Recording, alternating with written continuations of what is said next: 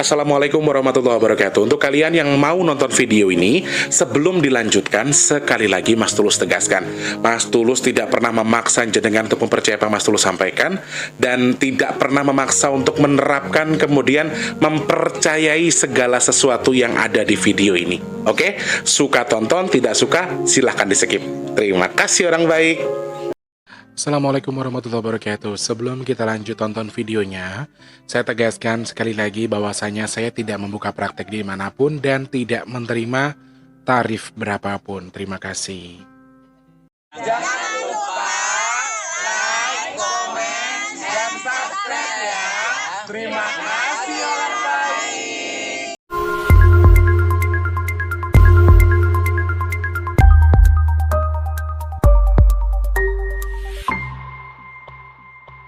Kami segenap keluarga besar Big Tulus Official mengucapkan Minal aidin wal faizin, mohon maaf lahir dan batin.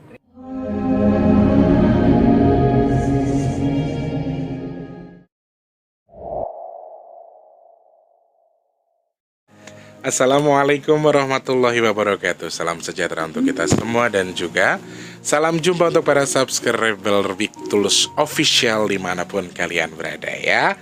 Alhamdulillah ketemu sama Mas T lagi di kesempatan hari ini di tanggal 3 Mei 2022 ya. Masih bersama Mas T, tepatnya masih di hari raya Idul Fitri, di hari yang kedua, tanggal 2 Syawal 1443 Hijriah. Sebelumnya Mas T mengucapkan mohon maaf lahir dan batin untuk semuanya, seluruh subscriber Big Tulus Official. Mas T selalu menyampaikan sesuatu, pasti ada salah, pasti ada sesuatu yang menyinggung, pasti ada sesuatu yang mungkin tidak bisa jenengan terima. Mas T minta maaf yang sebesar-besarnya ya. Mewakili seluruh kru dan juga tim dari Big Tulus Official, Mas T mengucapkan minal aidin wal faizin, mohon maaf lahir dan batin, dan mohon maaf kalau misalnya mungkin setiap perkataan kami lagi bagi nasi box ya, lagi bikin video dan lain sebagainya, ada perkataan-perkataan yang menyinggung atau tidak enak didengar. Saya hanya mewakili seluruh kru dan juga kerabat kerja dari Big Tulus Official meminta maaf yang sebesar-besarnya. Selamat menyongsong Hari Raya Idul Fitri hari ini. Masih banyak kegiatan-kegiatan baik ya. Sudah 2 hari, gimana nggak ketemu sama Mas T, kangen apa nggak? Kangen? Masa sih? Serius? Iya, alhamdulillah.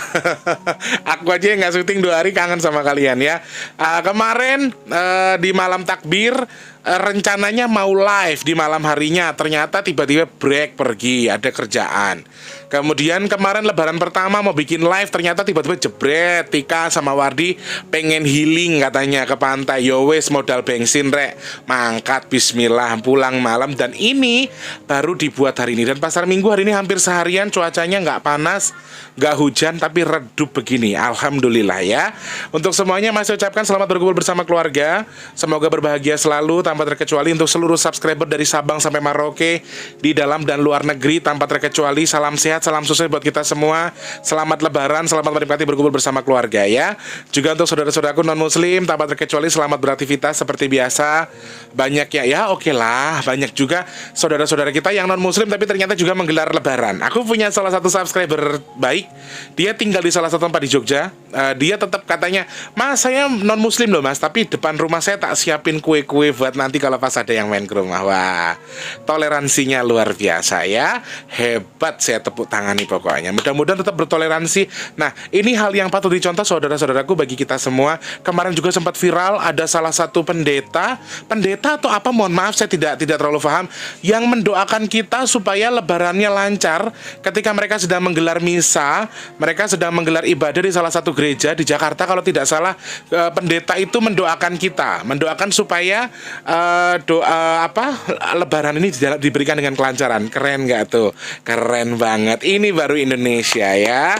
Kultur, budaya, agama itu toleransinya nomor 1. Pokoknya nggak ada agama, nggak ada budaya, nggak ada sesuatu yang nggak bisa disatukan di Indonesia. Negara Indonesia adalah negara kesatuan. Jadi segala sesuatu yang terlihat aneh yang justru akan menjadi bumerang buat kita saling bermusuhan, insya Allah di tahun ini akan semakin baik dan menjadi satu. Seperti namanya Indonesia, Negara Kesatuan Republik Indonesia ya. Selamat Lebaran buat semuanya. Selamat pagi, siang, sore, dan juga malam untuk semuanya. Untuk yang baru pertama kali nonton, masih ucapkan salam kenal. Jangan lupa langsung di subscribe, dihidupkan tombol loncengnya juga, dan sedekahnya masih tunggu dengan cara apa? apa? Dengan cara like, share, dan juga dengan tidak men-skip iklan. Terima kasih orang baik yang sudah tidak men-skip iklan, tak doakan ditukar rezekinya lebih banyak lagi, amin. Yang tidak men-skip iklan, Mas Teh doakan panjang umur. Yang nge-like, Mas Teh doakan yang belum kerja cepat kerja, yang sudah kerja rezekinya makin berkah, amin ya Allah ya. Terima kasih orang baik. Oke, Mas Teh akan ingatkan lagi, mungkin 1 atau 2 hari ke depan Mas Teh akan pulang ke Lampung. Jadi kalau misalnya videonya mungkin akan ada banyak jeda, 2 hari sekali atau justru mungkin 3 hari sekali, Mas Teh meminta maaf yang sebesar-besarnya dulu karena mendadak saya sebetulnya niatnya di lebaran ke-10 ke atas, tapi ternyata ada sesuatu yang tidak bisa saya tinggalkan. Jadi nanti sengaja cepat-cepat pulang, cepat-cepat ke Jakarta lagi karena pekerjaan sudah menunggu, saudaraku ya. Kemarin ada beberapa subscriber yang sudah minta janjian buat ketemu, dan aku tidak menjanjikan bisa ketemu, tapi nanti kalau memang ada waktu diatur waktunya ya. Jadi tujuan Mas Teh itu nanti ke Metro Lampung, kemudian ke Waijepara, ke tempat lahirnya Mas Teh dulu, kemudian kalau tidak ada halangan mungkin akan ke Induk Lampung nama tempatnya, kemudian akan pulang ke kampung halamannya Mas Teh, yaitu daerahnya namanya Rawajitu Tulang Bawang. Tempat tadi yang akan kita tuju untuk sesuatu yang memang harus saya lakukan, harus saya kerjakan ya teman-teman ya. Insya Allah mungkin akan ada kendala sedikit di channel ini, mungkin videonya akan jarang tayang atau mungkin jadi masih ngasih tahu sebelumnya ya, supaya tidak nyari-nyari. Dan minyak bidara sampai detik ini belum bisa ada pengiriman, ada lagi nanti setelah lebaran ke-7 teman-teman. Aku dapat infonya setelah bodo kupat, kalau bahasa Jawanya itu barkupatan kalau bahasanya dia. Jadi saya akan ada pengiriman lagi setelah lebaran ke-7. Meskipun Mas Teh di luar, Mas Teh tetap bisa kirim, tenang aja ya. Untuk yang semua pesan minyak bidara mau ini dari sekarang, caranya hubungi Mas Teh via nomor WhatsApp yang ada di kolom deskripsi. Nah, untuk sedekah nasi box sudah Mas Teh buka lagi mulai dari sekarang, silahkan. Untuk yang mau bantu sedekah nasi box, Mas Teh tunggu transfernya minimal 12.000, maksimalnya terserah kalian. Berapapun jumlahnya terserah, mau berapapun jenengan kirim, yang penting minimal 12.000 ya. Selebihnya unlimited. Terima kasih banyak orang baik yang sudah bantu sedekah, sudah bantu kegiatan-kegiatan baik yang dilakukan oleh Big Tulus Official. Terima kasih banyak, masih Mas Teh ketuk hatinya tuk untuk bantu sedekah lagi, untuk nasi boxnya dibantu lagi buat akhir bulan Mei nanti. Mudah-mudahan Allah kumpulkan, Allah cukupkan, amin ya Allah. Terima kasih orang baik. Mas Teh doakan mudah-mudahan ditukar dengan rezeki lebih melimpah, ditukar dengan kesehatan, dan juga ditukar dengan dimudahkan segala urusan baiknya, amin ya Allah. Sere Mas Teh habis cover lagu Campur Sari, jadi kalau lagu langgam-langgam itu kan agak-agak mengeluarkan suara perut ya, jadi diafragmanya itu agak gede, terus rotok garing-garing gitu loh. Terus di sini air minumnya kebetulan zong dua-duanya ya. Baru soalnya kemarin lagi repot, kemarin tiba-tiba pergi, dan kalau udah pergi kan Mas Wardi ikut juga, jadi ya di rumah berantakan. Harusnya mau nggak mau kita harus pergi dua-duanya, dan rumahnya berantakan. Jadi semua fasilitas yang harus kita selesaikan semuanya tidak ada gitu ya saudaraku. Oke, hari ini mau bahas apa Mas Teh? Oh iya, aku gini teman-teman. Maaf, ada yang bilang kalau misalnya saya kasih angpau Mas Teh apa ya tersinggung. Ngapunten, saya begini, wingi bae Mas Teh buka sedekah apa kayaknya nasi bok itu aja susah ya. Apalagi kalau misalnya sampai ibarat kata nerima angpau, ada angpau dan lain sebagainya, nanti bahaya ya rek ya. Tapi lain dengan memang perkerso mau ngasih ya langsung wae wes. Pasti kan ada nomor WhatsApp, ada nomor rekeningnya Mas Teh. Ndak masalah, cuman aku ndak mungkin aku bilang, "Man njaluk angpau, man kan nggak mungkin." Tapi lain dengan paringi nggih. Alhamdulillah nggak usah ngomule.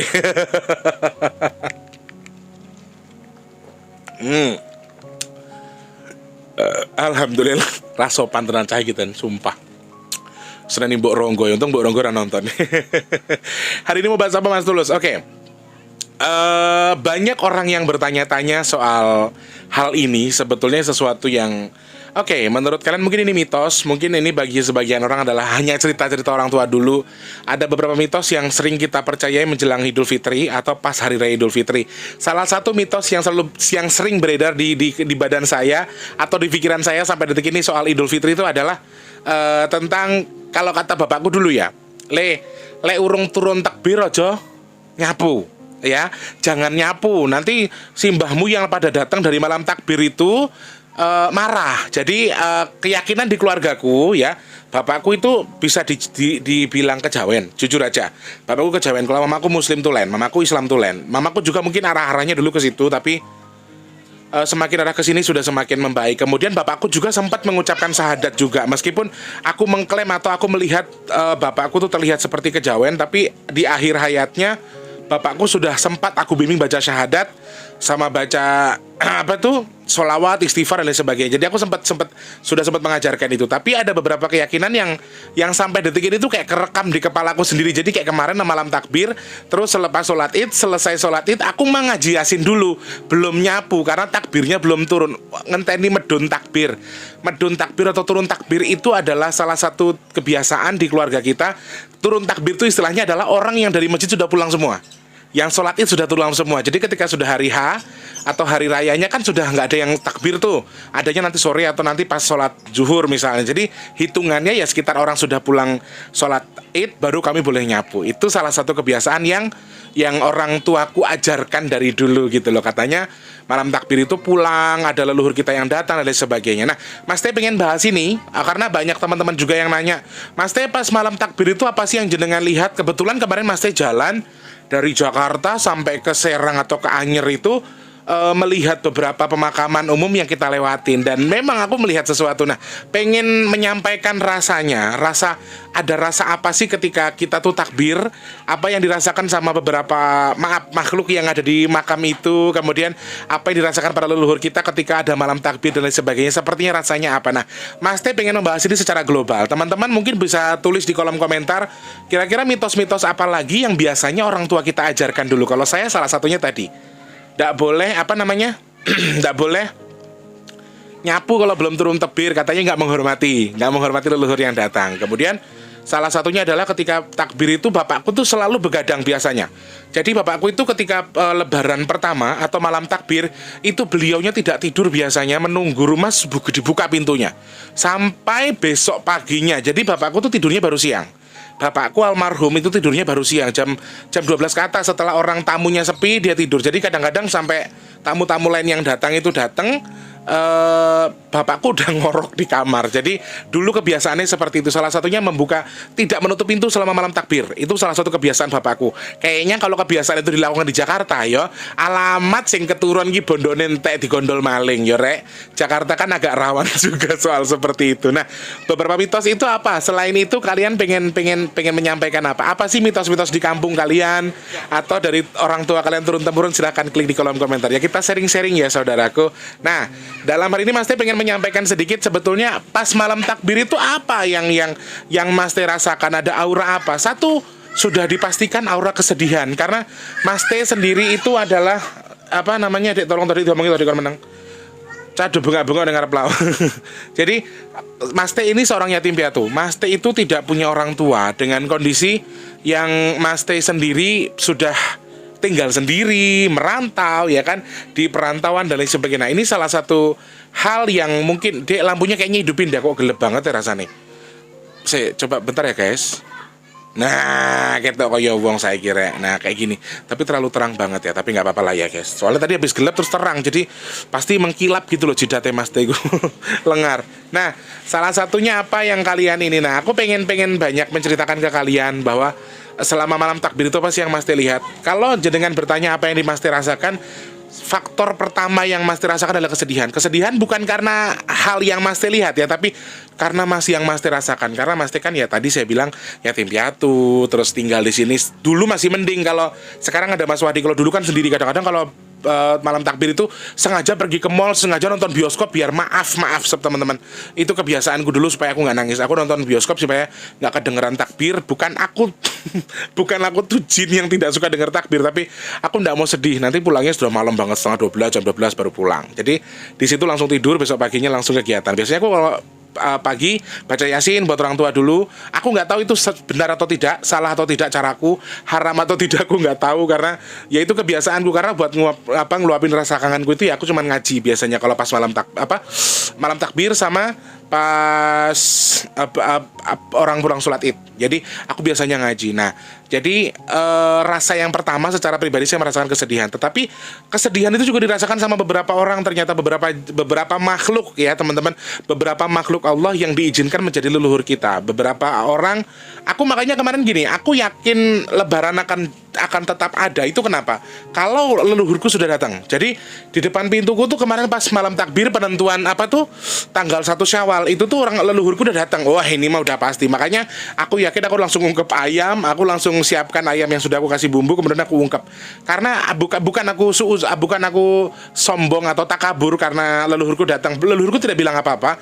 Simbah-simbahku yang datang ke rumahku itu tidak bilang sesok Lebaran, tidak. Tapi kalau mereka sudah rawuh atau mereka sudah sowan, menurut saya pribadi, ya berarti besok Lebaran. Karena ada satu hal yang tidak bisa saya ceritakan, tapi ada satu ikatan, ada satu jalur, ada satu kesempatan yang Allah berikan khusus kepada para leluhur untuk menjenguk cucunya, menjenguk leluhur buyut, cicit, keturunan leluhurnya semuanya atas izin Allah. Mereka diberikan kesempatan itu, dan kesempatan itu datangnya memang pas malam takbir sampai di tanggal Syawal tanggal 7 sampai tanggal Kupat sampai tanggal 7, antara malam takbir sampai tanggal 7 Ramadan ya. 7 Syawal. Jadi kalau menurut aku hitungannya, makanya istilah orang Jawa ada kupatan kan, ada bodo kupat. Kalau orang Jawa itu Lebaran ke-7 itu Lebaran ketupat namanya, kalau istilah kita ya teman-teman. Nah, itu antara tanggal malam takbir sampai tanggal 7 Syawal itu mereka diberikan kesempatan memang untuk lebih dekat dengan kita. Mereka diberikan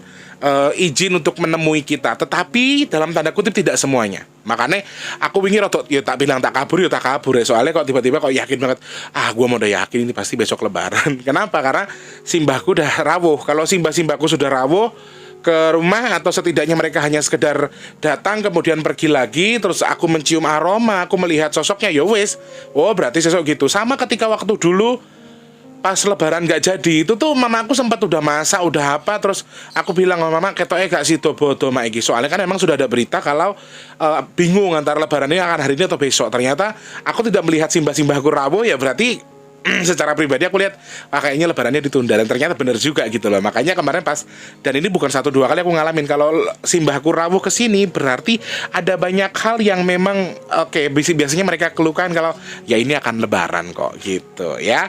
Jadi salah satu yang Mas rasakan ya jujur ada satu rona sedih di di wajah mereka. Aku melihat mereka tuh sedih sekali ketika sedihnya, tapi bukan sedih karena berduka ya teman-teman, tapi sedih karena rasa bangga. Sedih karena rasa bangga, karena saya rasa ketika malam takbir ini aku luar biasa mengapresiasi. Ada salah satu makhluk yang aku tanya ketika aku berhenti bukan aku berhenti, tapi aku lewat di salah satu makam kemarin malam itu. Aku sempat colek satu makhluk, aku tanya, kenapa kamu menangis? Kenapa kamu bahagia? Kenapa menangis bahagia maksudku ya? Kenapa kamu menangisnya ini mengungkapkan rasa bahagia kamu? Kenapa bahagia? Kenapa itu? Jadi pada hari itu, pada ketika mereka membaca takbir di malam takbir itu, ataupun ketika mereka membaca takbir selama bulan Syawal, ternyata mereka tuh bisa merasakan pahala-pahala yang orang lain baca.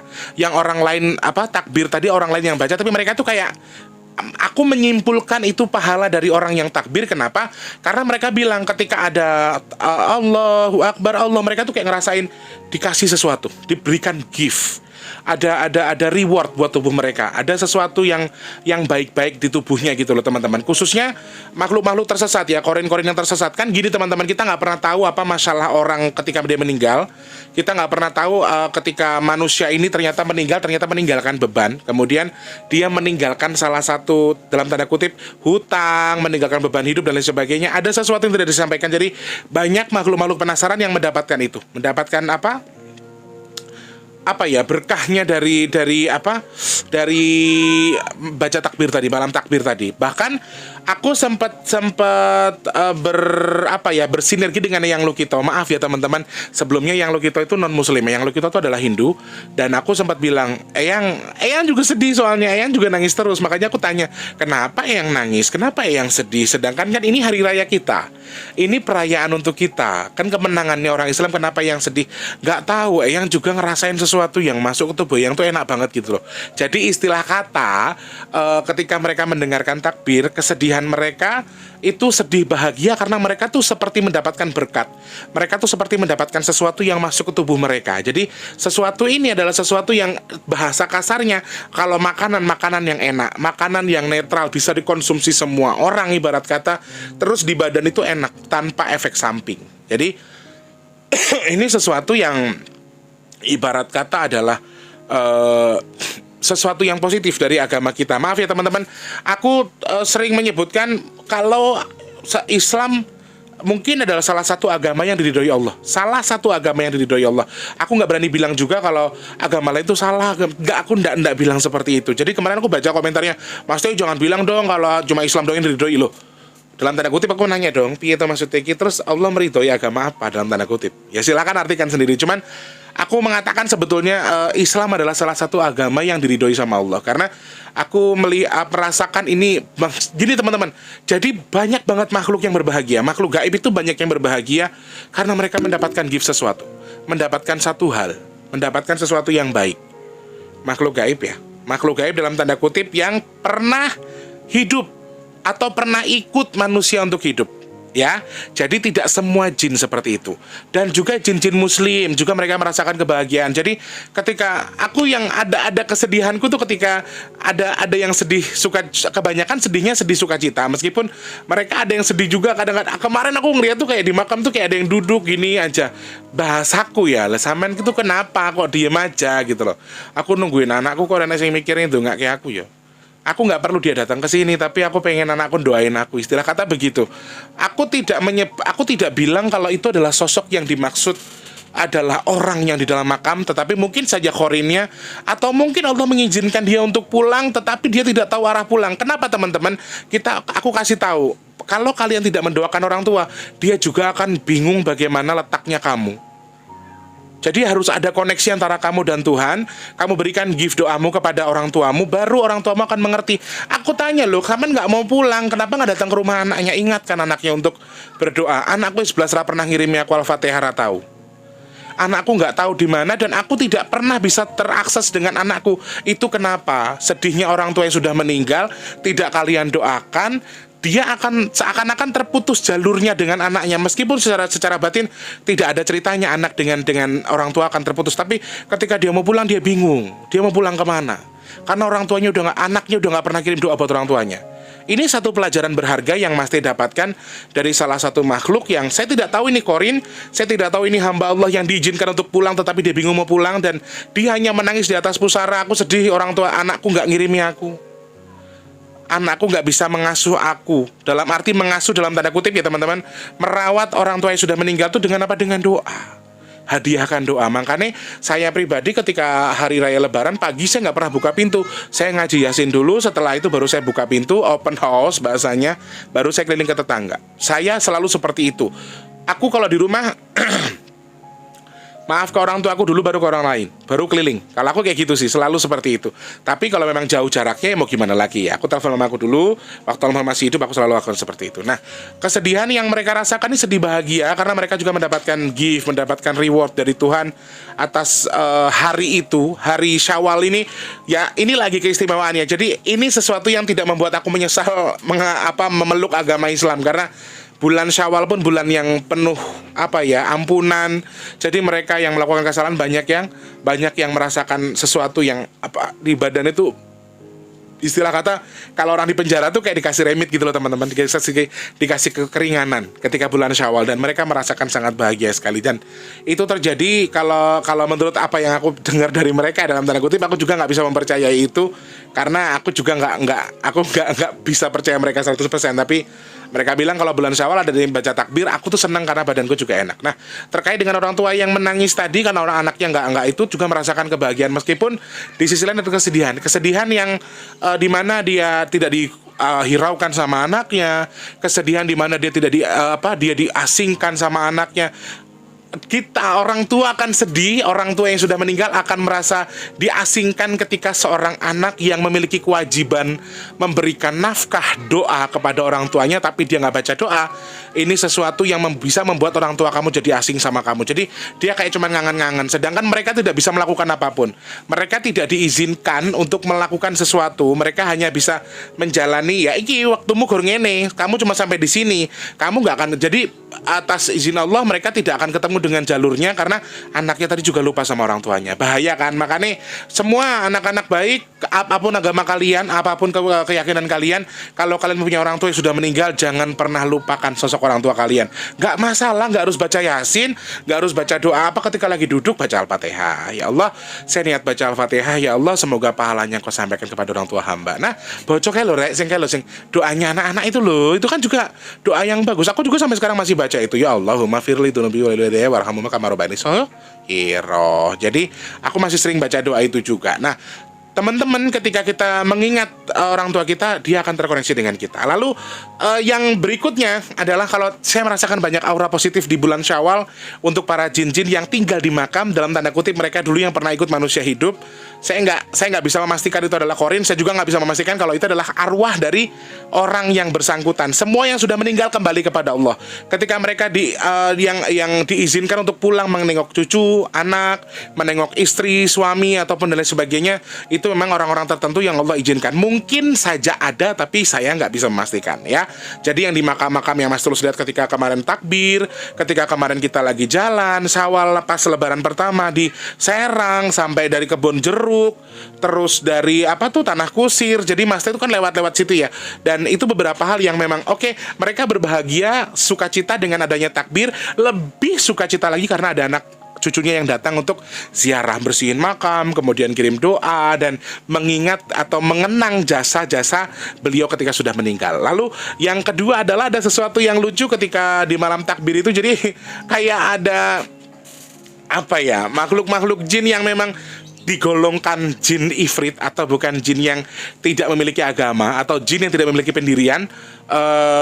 Ini tuh lari-larian, dia cari musibah, dia cari perkara. Jadi dia itu kepanasan, iya, pusing, iya, terus rasanya kayak dia tuh mau ngelawan siapa, mau hajar siapa, sedangkan dia mau ngelawan, mungkin bahasanya dia mau ngelawan Allah, ya takut kan. Jadi dia tuh kayak gulung. Makanya gini teman-teman, di malam takbir itu kategori kecelakaan tuh sangat besar. Kenapa? Bukan karena apa-apa, salah satunya faktor human error juga. Yang keduanya ya tadi, banyak makhluk-makhluk yang beredar, yang lari-larian tanpa jelas, yang justru akan mempengaruhi hal ini bisa terjadi, dan ini bisa mengakibatkan kecelakaan dan lain sebagainya. Nah, itu beberapa ulasannya. Yang kocak tuh ketika kita ngelihat kayak jin tuh lompat-lompatan ketika denger takbir itu tuh yang lucu banget. Jadi kayak ternyata banyak hal positif, ada juga hal negatif yang oke, Allah jadikan ini sebagai pelajaran juga buat mereka. Dan mereka tuh kepanasan. Ada yang aku ngelihat kayak matanya sama ini tuh kayak keluar asap gitu loh guys. Di telinganya tuh kayak gitu. Karena ini panas, dia mau niup badan sendiri, ada yang gitu-gitu. Itu tuh sesuatu yang aku lihat yang nyata. Teman-teman yang bisa melihat makhluk jin ya silahkan nanti sekali-kali, mumpung ini masih bulan Syawal ya, datang ke makam keramat atau makam yang ada makhluk negatifnya, kalian coba baca takbir deh. Mereka pasti lari-larian. Lari kayak orang petak umpet itu, ada yang lari ke sini, ngumpet ke sini, tapi ternyata salah juga. Nah, kemana larinya mereka? Mereka tuh paling sering larinya ke tempat-tempat yang kumuh, kayak tempat sampah, terus kamar mandi, terus kayak toilet, pokoknya tempat-tempat yang pengap-pengap, yang bau-bau nggak genah kayak gitu. Mereka larinya sering-sering ke situ. Jadi aku sering lihat loh, kok larinya ke sana, ternyata ada WC umum. Larinya ke sana ada WC umum. Nah, ini beberapa hal yang aku rasain ketika di malam takbir dan juga di awal Syawal. Sampai hari ini Mas Teh masih melihat itu ya. Teman-teman yang banyak nanya apa yang Mas Teh rasakan, kurang lebih itu yang Mas Teh rasakan. Mudah-mudahan apa yang saya sampaikan hari ini adalah sesuatu yang bisa menambah wawasan buat kita. Banyak pelajaran berharga dari apa yang Mas Teh sampaikan. Mudah-mudahan bisa kalian ambil dari apa yang saya sampaikan ya. Mas Teh doakan yang lagi sakit semoga cepat sembuh, yang belum kerja cepat kerja, yang rezekinya lagi seret semoga dilancarkan, amin. Yang lagi sudah kerja semoga rezekinya berkah, tetap semangat. Yang punya hutang piutang semoga cepat lunas, yang lagi dagang, yang lagi usaha, yang punya hajat semoga Allah lariskan, semoga Allah kabul segala hajat baiknya, amin ya Allah. Mas Teh minta pamit dulu, terima kasih banyak orang-orang baik. Insya Allah ketemu lagi di lain kesempatan. Doakan Mas Teh ketika nanti pulang ke Lampung, doakan selamat sampai tujuan nggih. Matur sembah nuwun, selamat pagi, siang, sore dan juga malam. Sampai jumpa. Wassalamualaikum warahmatullahi wabarakatuh. Minal aidin wal faizin, orang baik, sehat selalu dah.